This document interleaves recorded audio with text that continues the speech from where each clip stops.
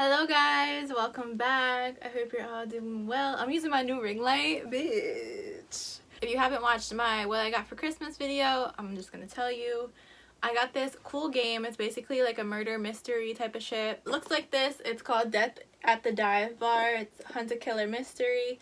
So I will admit I did open it and I did read the directions, but then I thought about it and I'm like, this would make kind of a good video, I would think, because it's kind of interesting. So we're gonna get started. Didn't open anything. I don't know who the killer is. This is everything that you get in the box. There's like more stuff under this, and then it has like the manual. So basically you're trying to find out who killed Nick Webster, the owner of a tavern in Indiana. You start off by reading this letter from Michelle Gray, who is a private investigator. It's just kind of like an introduction. My client Carmen was struggling to get anyone to listen to her before she came to this private investigator. There's 4 clear suspects who could have done it. There's alibis, there's Carmen's notes. There also is like code breaking stuff on the back. You can see here. This was how it was written or printed or whatever. I didn't write that. And they also suggest to use like a notebook to write some of your own notes. I got my handy dandy notebook. I got a pen. Comes to this code breaking, there's all these random letters. So in this manual, this is the code breaking guide to tell you, kind of match how to understand what this means here. With A to B, it says B becomes A, C becomes B, D becomes C. So we're gonna unscramble that. So shift 1, it says when you have excluded the impossible. I'm pretty sure that's what it translates to. It makes sense, I guess. Alright, so shift 3, A to D. I'm assuming what, like 3 letters back? So Z becomes W. I should just write the alphabet down, honestly. It is whatever remains, however improbable. Shift 8 is A to I, so that's 8 letters in the alphabet. I guess I can't even tell if that's a U or a V. By doing that, I didn't think that was going to make sense, but it says, must be the truth. So, I guess it did work. So I guess you're supposed to just go in the order of the things, I'm assuming. This is a letter from Carmen to Miss Gray, which Miss Gray is Michelle, the private investigator. So, I don't know if you guys want to listen to me read, but... A little background. I learned everything I know about bartending from my boss, Nick. The official story is that he was drunk and lost his footing, but too many strange things happened in the months leading up to his death for me to believe it was an accident. Nick had been seeing the devil. For months he'd been telling anyone who'd listen that there was someone or something lurking out in the woods behind the bar. At first, everyone assumed he was just exaggerating for the sake of a good story. There was no way he could be making up the creepy notes he was getting or dead animals on the doorstep or fires. Before he could explain, he saw someone outside and ran off into the woods. Both Nick and the devil were gone, and all that was left was a small fire burning outside. After I put it out, I waited for Nick, but he never came back. I even found proof that the devil was real. Finally caught on camera like Nick had been trying to do for months. I took the evidence I found to the sheriff, hoping it would change his mind. But he didn't care that Nick really was chasing after someone that night. Official determination is still that he slipped and fell off the cliff. The thing is, I went out to the place where he died, and I don't think the authorities even bothered to look any further than the spot where they found the body. I guess we just have to look through all the evidence now. I feel like a little fucking Criminal Minds, bitch. Got a newspaper cut out here. I'm assuming that this is Nick and Carmen's toast to the 10th anniversary. I don't know, it sounds like they might have had a little relationship going on, so I'm kind of looking at Carmen like... A neighbor discovered Webster's remains at the bottom of Devil's Well, a local waterfall, early Saturday morning. That's kind of like, what is the word? Like a coincidence that the name of the well and that he's seeing the devil. Like, that's kind of weird to me. Official records show that he called emergency services 10 times between September 1st and December 7th. Webster's widow, Sherry, said in a statement, oh, he was married. Ooh. Ooh, I'm gonna write some notes because it's not looking good for Carmen or this widow. Because the widow, oh girl. Carmen could be like the jealous, what do they call? Mistress? Bitch. Sherry, this is the first I'm hearing of that he was even married. So let's see what they're saying about her. I have faith in the sheriff's office and I'm grateful for their help. Nick was the love of my life and I don't know what I'd do without him. Widow, she could have found out about a potential relationship that he's having with Carmen and be like, bitch, I don't think so. Donna is a longtime patron of Webster's Bar. It's heartbreaking. Nick made the best old-fashioned in town, and I know I won't be the only person having one in his honor tonight. New developments for Devil's Well. Scenic waterfall just outside could be included in the sale of the land if negotiations proceed. So I'm not going to read everything because I'm sure you guys don't want to listen to me read. That's fucking annoying. Read this and then basically summarize it so we're not here forever. This game, it says it's supposed to take anywhere from 45 minutes to an hour, and I've already been filming for like 20 minutes. So on the other side, it's just talking about how they were trying to sell this Devil's Well thing, and they had like an organization, and there was just some crazy bitch that just didn't like what they're doing. I'm guessing the suspects here. There's one guy in here that I've never heard of. Who is this? Thompson. They gave you a whole ass, what is this called? Like, pop the caps off bottle? I don't even know. I don't even... Does it look like I drink? Not anymore, baby. First person is Donna Goddard, who I mentioned earlier. She was a longtime patron. All her information, basically, got her address too. She has no criminal arrests. There are some notes about her. Oh, these are Carmen's notes. The last person to leave the bar the night Nick died. Left maybe an hour before closing time, which is late for her. She seemed on edge, but when I asked if everything was okay, she shrugged it off. Left a note on her menu and a matchbox on the counter for Nick, but he never got the chance to see it. We talked afterward, just reminiscing, and she said something really odd, like, if only I'd been faster, maybe I could have made a difference. Went over to her house, hoping I could talk to her about the night Nick died. Said she'd been having a rough time that night. Was preoccupied with work problems. When I asked about the stuff she left at the bar, she got really anxious and said we shouldn't talk here and hustled me out of the house in a hurry. Donna's looking kind of sketchy. Next is Joan Campbell. So Joan is the lady who is part of the organization. So her background, she got arrested for assault, for trespassing. Her house is the nearest property to the tavern.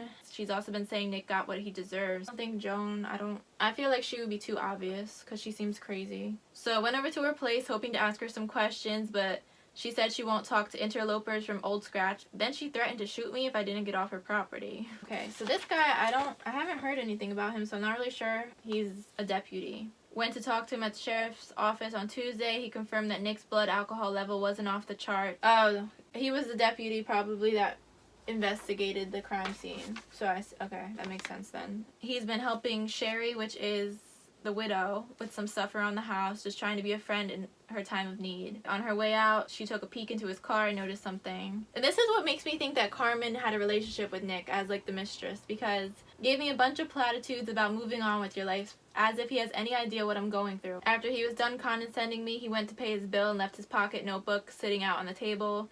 Couldn't resist tearing out a page.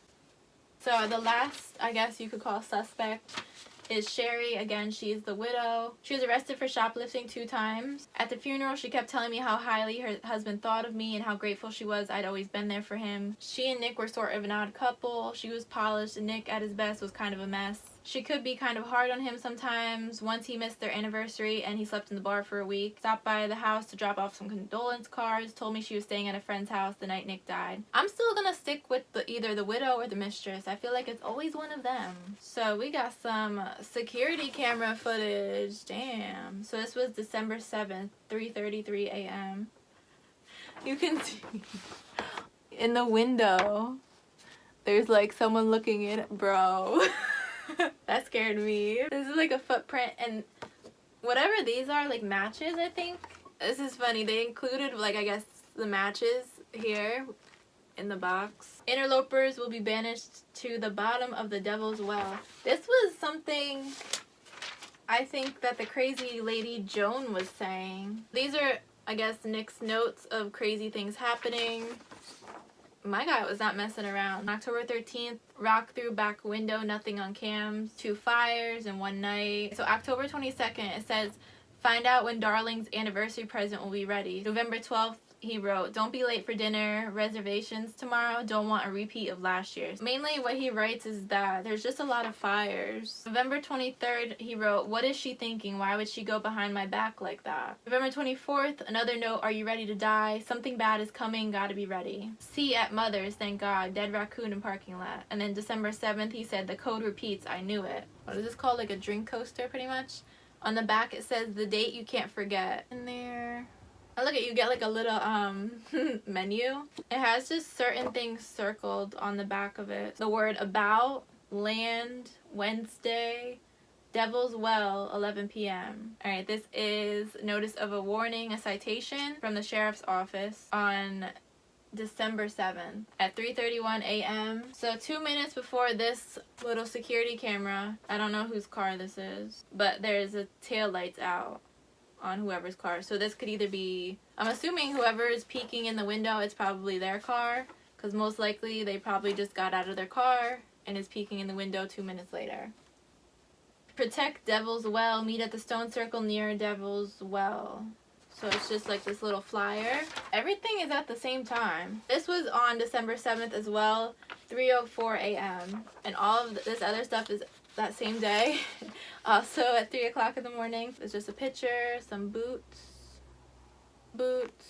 This is an envelope. It just has Chris Thompson's name. There's no like sender name, but it has something written on the inside. It's like an origami. But it has just like letters written around it. It's probably part of the code. It's like cut off, so I don't know how we're gonna decipher that. This is just notes wherever Carmen ripped this out of. I think probably the deputy's notes. This was also December 7th. There's a suspicious person at 3:12. Report of suspicious person 13 CR 66. So the tavern is 6 County Road 66. Suspicious person was like pretty close to the tavern. Silver Lincoln taillights out. This is the same little thing that matches this little ticket. Collision between a blue Cadillac and black Lincoln. Booked Lincoln driver for DUI. 6:37 possible dead body called in Devil's Well. Confirmed no signs of life. Called coroner, no ID, but able to confirm victim's identity. Okay, no signs of struggle. Fall from the ledge seems likely. By 7:29 coroner arrived. Says he's probably been dead 3 to 4 hours. The only thing that's kind of weird here is that this deputy told the widow, did my best to calm her down, reassured her foul play unlikely, made sure she called her mother to come down and stay so she's not alone at a time like this. How do you know that her mother comes and stays? Like, that's kind of weird to me that he would know something like that. Good fences, like emails or something. Just email prints. There's a couple of them. Nancy Blanton. I don't know who she is. If you live on Carmichael Road and want to sleep through the night, good luck. I didn't get a wink of sleep last night because my neighbor's inconsiderate hussy of a girlfriend shows up to his house at all hours to be as disruptive as possible. This is from Mia Romer. I know it's last minute, but is anyone going to this banishing ceremony out by Devil's Well tonight? I've seen flyers for it around town and it sounds cool, but also I don't want to get murdered or whatever. Mia wrote on December 7th at 4:47 in the morning. I wound up going by myself. It was totally bonkers. I got there at like 3 in the morning and it was just me and this lady. I heard something crashing around in the underbrush and I got worried she'd actually summoned something. She hands me this shovel and tells me to start walking. I thought she was going to kill me for sure. She made me pick up a dead fox off the side of the highway and carry it over to this old dive bar. For vinegar, Tom, whatever that means. 7 out of 10 would go again. I'm assuming that this Mia girl met up with Joan Campbell, because Joan is the crazy lady who doesn't want this Devil's Well to like get demolished or whatever. So I'm gonna say Joan is not part of this. I didn't think she was. I think she was busy summoning shit, so I don't think Joan could have been the murderer. Oh my god, you have to like crack the code. Next we just have pronounce of boot. That looks like a man's boot. That looks like a big ass boot print. It has like triangles. I don't think it's that one. So we're gonna compare this to the pictures here. There's a couple pages. It's not that either. Because I'm thinking it's like the widow or the mistress. And they're both obviously female. But they could have been wearing men's boots. They could have been wearing like Nick's boots and acting like it's a man. Ooh, what's this? This looks like it here. How the bottom looks like the picture but not the print, so it's kind of weird. But I think that's it. Got the triangles. These. I'm gonna try to figure out what this is and I'll be back. I thought maybe 666. I mean, because like that's the road and everything, but I think you have to push it in. I really don't know what this number could be. For watch to be like 1, 2, 3. Because I'm thinking like December 7th, because you keep seeing that. 3:33. I don't know if I tried that. I think I did. But that was the time on the security camera. I feel, what the hell? What number could it be? Any 3 numbers that I see, I'm gonna try. Let's see, 150. That's how much the newspaper costs. The date. Oh. The date you can't forget. From earlier, the date you can't forget, it has to be a month and year. So month is November. So 1/1. What year? What year were they married? I don't even know. Well, it has maybe 2000. 112. I'm going to say it has to be 11 something. So we're going to try every number until we get it. 114. I'm so excited right now. Maybe the 4 is like the last number, so maybe they got married in like 2004. I'm not sure. Alright, I don't care. So these are some more emails between Nick and Tate Traver from Luxit Development Group. Emailed Nick saying, I haven't heard back from your wife about our latest offer. I thought I'd try you instead. I can assure you we're still highly motivated to acquire your property. If there are any aspects of our offer on which I can provide clarification, please don't hesitate to ask. The wife emails the guy back. I'm so glad we were able to come to an agreement. Nick and I just need a few weeks to put our affairs in order, and then we should be ready to finalize the deal. So I'm assuming he's trying to sell the bar, basically. Is a letter to the widow. 407 Shelby Lane. The widow doesn't live on Carmichael Road, where there's like a lot of noise and stuff. So I'm assuming Nick doesn't live there either. There's another one of these origami things, like this one. So I'm going to come back to that. And then here is Nick's will. Okay, so in his will, I bequeath the remainder of my estate to the following beneficiaries. There's Joan, there's Donna, who goes to the bar, and Carmen, the bartender. He don't even have his wife, bro. Oh my god. To Joan, by way of apology for the trouble she has suffered because of me, I leave the amount of $5,000 in support of Save Devil's Well Foundation. If it doesn't get donated to her, then go to Animal Rescue Society in the name of Vinegar Tomcat. So that was like the chant that Joan was saying. I've always felt terrible that the driver who killed your Tom was leaving Old Scratch, and I don't blame you for holding a grudge. Oh, okay, that makes sense. So for Donna, in recognition of her years of loyal patronage, I provide that she shall receive free drinks at the tavern for the period of her natural life. To Carmen, as thanks for her steadfast service and honest friendship, I leave the remainder of my estate, including the tavern and all associated assets, the balance of my retirement account, and the payout of my life insurance policy. It's the least I can do for you, kiddo. You're the best damn bartender and the kind of family I always hoped I'd find. I have intentionally, and not as a result of any mistake or inadvertence, omitted in this will to provide for my spouse. You never cared much for the bar, but I thought at least you still cared for me. I was a fool to think so, but better a fool than a liar, I guess. I was not expecting that. I'm gonna think about this, and I'm gonna come back. Right now, I'm just gonna say I feel like the widow could have killed him. The widow's messing around with the deputy. I can tell you that much, because I said the deputy was kind of weird trying to check up on her. I could see why Carmen would want to do it, because she gets fucking everything. I just happened to look at this, and I was thinking, I'm like, okay, I wonder, let me put my drink down. This is really like the only image that there is of this person on camera. How fucking perfect is it that they give you the height of the person, basically? That's why they were telling you how tall people are. I was gonna say, this person looks like they're almost 6 feet tall, but if they have boots on, it could make them a little taller. Donna is 5'8". Joan is 5'6". The deputy is 5'11". Sherry is 5'7". Based off the height, I would have said the deputy. Oh, Carmichael Road. Deputy lives on Carmichael Road, where the girlfriend's really loud. The widow probably went to the deputy's house. Comment below who you would think it is. The widow. Joan and Donna, they just don't have enough evidence to point to them. So here we go. We're gonna open it. Webster's death and murder, suspect arrested. Thanks to you, Sherry Webster's, and your client Carmen found justice for her friend. From the beginning, it's always the wife. The widow has been charged with the murder of her husband, the motive of which is believed to be financial gain. But she didn't get anything from it. Sheriff would not discuss the scope of this inquiry. He did confirm that the deputy, Christopher Thompson, the officer in charge of the original investigation, has been suspended without pay. It was the wife. Can someone please replay what I said at the beginning? I'm still gonna stick with either the widow or the mistress. I feel like it's always one of them. I'm assuming that she probably didn't know what he had in his will, most likely. But honestly, how dumb does she look now? She didn't get anything from him. I don't know if this was like intentional, but I feel like the widow was trying to do things to point to the deputy, almost kind of get him or make it look like it was him. But she did wear his boots. I did say that the woman could be wearing men's boots. Oh, this was how you're supposed to figure out the year. Bitch, I wouldn't have even paid attention. The Webster since 2004.